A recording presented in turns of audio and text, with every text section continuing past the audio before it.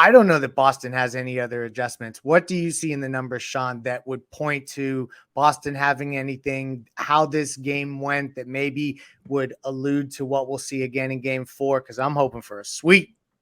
So going back to what you said with Brian about the adjustments aren't play better, play harder, make shots. Those are like hopes, that's out of your control. The thing that I was thinking is, could they lean into the two big lineup if Kevin Love is out and try to just bully us, right? Like beat us up on the glass, that stuff.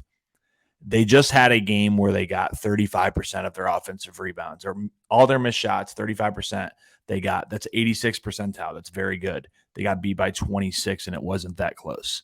So that's not the solution. Like, could you do that and make shots and hope the Heat miss their shots?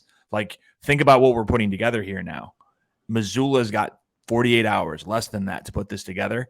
I just don't think that there is a solution at this point. It is the 7 to 8 guys that go out on the court. They're going to have to figure it out by putting the ball in the basket, playing defense better, etc. And the Heat are going to have to contribute to it by playing poorly. Looking at cleaning the glass, a couple things stood out. First of all, Heat 131 offensive rating. That's a 91 percentile. The Celtics 105 offensive rating, 21st percentile. Heat 70% effective field goal percent, 98th percentile. All those threes lead to that. The Heat don't turn the ball over, right around 10%. The Celtics a little bit more. Like I said about the offensive rebounding, Heat basically nothing. Celtics dominated, and we got to the line a lot more than they did.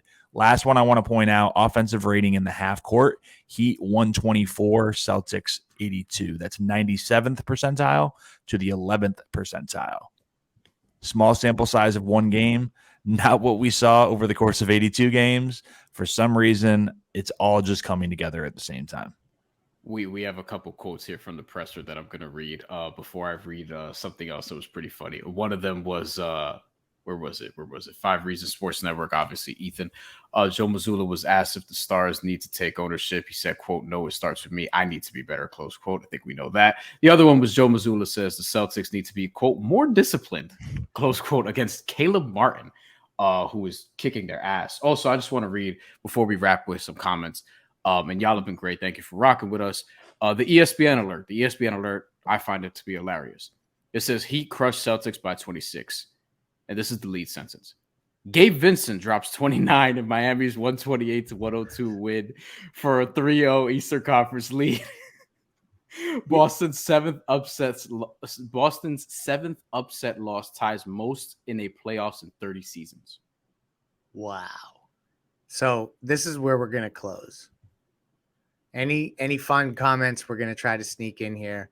But we've gone this whole damn postgame show and we have not talked about Jimmy Butler. And for them to win like this and for us to not discuss Jimmy Butler all show, it exemplifies why this group, it's more than just Jimmy now. Now you got a freight train with a whole bunch of dudes thinking just like Jimmy. And I think that is the big takeaway from tonight. You thought this is the game the Heat could relax. The Heat could say, oh, we're up 2-0. We're feeling ourselves. The Celtics come in edgy. They get one. And no, you saw the absolute opposite. And I think that means that this team is taking on Jimmy Butler and Eric Spoelstra's identity to a degree that's more than just Jimmy carrying them. Dead that narrative now, because that is no longer relevant to me. Comments as they come, closing thoughts from both of you as we wrap. And I just, before either of you go with final thoughts, want to thank our sponsors. Again, that's Aggressive Insurance, insurancebyLynette.com, Smarty Pants Marketing, and Better Edge. Use the code 5RSN for $20. And there's the Smarty Pants Marketing. That's pants with a Z, marketing.com. Jimmy Butler had his worst game of the playoffs. I don't even know how to process it. Statistically, he had 16, 8, and 6. He was better, I think, the third quarter before the game really got.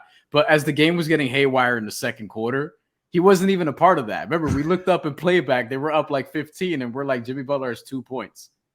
But he did. And Bam had 7. Jimmy and Bam combined for less than 30 points. less than 30 of 128 points. That means the rest of the team, non-Jimmy and Bam, got about 100 points tonight. Unreal. And Bam looked great when he did play. Jimmy was Jimmy. He was fine. You could tell that if he needed to do Jimmy things, he would do them. You got a tag for taunting.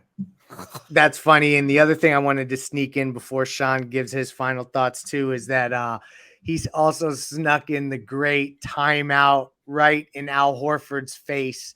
And I thought that was great. And it's just beautiful poetic justice to get that right back at Al Horford as he looks to be running out of gas in this series. Sean, anything final thoughts before we close?